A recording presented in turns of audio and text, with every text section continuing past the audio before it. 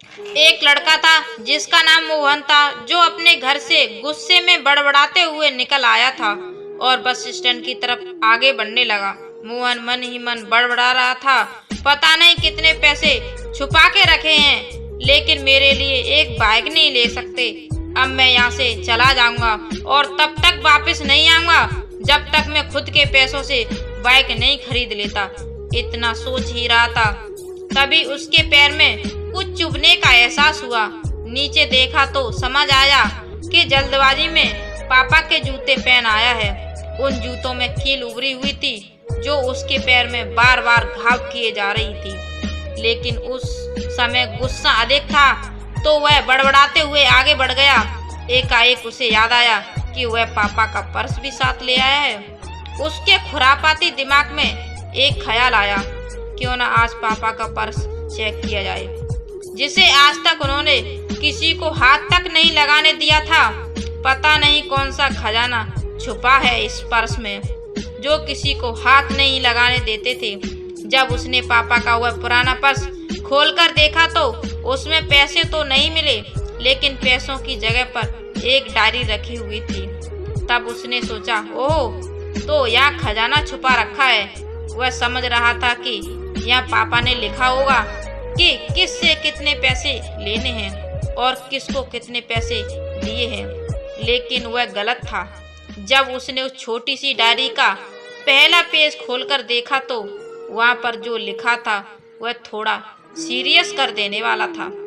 Diary में जो लिखा था उसे पढ़ने के बाद उसके चेहरे पर जो एक्सप्रेशन थे वह गायब हो चुके थे, क्योंकि डायरी में वैसा कुछ नहीं था जैसा वह सोच रहा था। वहाँ पर उन पैसों का हिसाब लिखा हुआ था, जो अलग अलग कामों के लिए अलग अलग लोगों से उधार लिए गए थे। उस लिस्ट में कंप्यूटर के नाम पर भी पैसे लिए गए थे। कुछ यूँ लिखा था, 50,000 बेटे के कंप्यूटर के लिए। यह वही कंप्यूटर था जिसे वह आज तक यूज कर रहा था, लेकिन उसे यह पता नहीं था उस कंप्यूटर को खरीदने के लिए पैसे कहाँ से आए थे। लेकिन आज पता चल रहा था। उसे आज भी याद है जब उसने पहली बार कैमरे के लिए जिद की थी, जो उसके पापा ने उसे 2 हफ्ते बाद उसके बर्थडे पर लाकर दिया था, जिसे देखकर वह बहुत खुश हुआ था।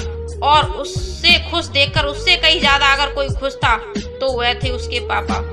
अब उसके चेहरे से गुस्सा एकदम गायब हो चुका था। जब उसने आगे का पन्ना पलटा तो वहाँ पर कुछ इच्छाएं लिखी हुई थी। पहली जो विश थी उसमें जो लिखा हुआ था, अच्छे जूते पहनना। यह बात उसकी कुछ समझ नहीं आई। तभी उसका पाँव अचानक सड़क पर भरे हुए पानी पर जा पड़ा और तभी उसके पाँव में कुछ गीलेपन होने का एहसास हुआ। जब उसने जूता उतार कर देखा तो उसका तला टूटा हुआ था। यह देखकर उसे डायरी में लिखी बात याद आ गई। तभी उसको माँ बाप की कही बातें भी याद आ रही थी कि कैसे माँ जब कहा करती थी पापा से, अब तो जूते पुराने हो गए, नए ले लीजिए, तो पापा अक्सर यह कहकर टाल दिया करते थे, जूते अभी और चलेंगे, अभी कुछ दिन पहले तो लिए थे। वह बोला, मुझे आज समझ आ रहा था कि कितने दिन और चलेंगे। साथ ही साथ यह भी समझ आ रहा था कि पापा पर्स को क्यों छुपा कर रखते थे। तभी उस डायरी को पढ़ते हुए बस स्टैंड पर पड़ी बेंच पर आकर बैठ गया। अब उस डायरी का आखिरी पन्ना बचा हुआ था। उस पन्ने को जब उसने पलट कर देखा तो वह कल की डेट लिखी थी। तारीख के नीचे वहाँ कल की डेट लिखी हुई थी। तारीख के नीचे लिखा हुआ था 50,000 रुपये बाइक के लिए। बस इतना पड़ा और दिमाग सन्न रह गया। अब उसके मन में कोई शिकवा गिला नहीं बचा था, बस उसकी आंखों से आंसू चले जा रहे थे। वह बोला कि मुझे आज तक नहीं पता तब मैं क्यों रोए जा रहा था। अब वह जल्दी से घर की तरफ भागा, लेकिन जूतों की वह कील पाँव में अब तक घाव बनाने में कामयाब हो चुकी थी। उन जूतों को रास्ते में ही निकाल कर फेंक दिया और भागते लड़खड़ाते हुए घर जा पहुंचा। लेकिन पापा घर पर नहीं थे। वह समझ गया वह कहाँ थे। वह सीधा पास वाली बाइक एजेंसी की तरफ भागा। पता नहीं आज कहाँ से इतनी ताकत आ गई थी कि मैं भागते हुए थक नहीं रहा था और वह भी बिना जूता के नंगे पैर। जैसे तैसे वह बाइक एजेंसी पर पहुंचा।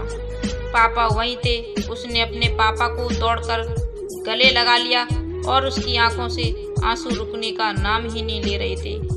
पापा को समझ नहीं पा रहे थे आखिर हो क्या रहा है, वह क्यों रो रहा था। उसने पापा से कहा, पापा मुझे मोटरसाइकिल नहीं चाहिए, आप अपने लिए जूते ले लीजिए। अब आज से मैं जो भी करूँगा अपनी मेहनत से अपने बलबूते पर पढ़कर करूँगा। यह हार्ट टचिंग स्टोरी पढ़ते हुए आज मेरी भी आंखें नम हुई हैं। मैं आज आपसे कहना चाहूँगी कि ठीक ऐसे ही होते हैं हमारे पिता। हम अक्सर देखते हैं कि हम अपनी माँ से हर बात शेयर करते हैं और माँ भी इसके बदले में हमें बहुत प्यार देती है। लेकिन एक शख्स ऐसा भी होता है जो हमसे छुपकर प्यार करता है, वह होते हैं हमारे पिता। यह परिवार में एक मात्र ऐसा व्यक्ति होता है जो अपने बच्चों से बिना जताए छिपकर प्यार करता है, खुद की इच्छाओं को मारकर बच्चों के लिए सपने देखता है और उनकी खुशी में ही खुश हो जाता है। मुझे नहीं पता कि आप अपने पेरेंट्स की इज्जत करते हो या नहीं, लेकिन अगर आपके पास पेरेंट्स हैं तो आप बहुत खुश नसीब हो, क्योंकि इस दुनिया में बहुत से लोगों को तो पेरेंट्स का प्यार भी नसीब नहीं होता। अंत में मैं यही कहना चाहूँगी कि माँ बाप की भावनाओं का सम्मान करें और उनकी सेवा करें। अगर आपको हमारी स्टोरी अच्छी लगती हो तो मेरे चैनल को सब्सक्राइब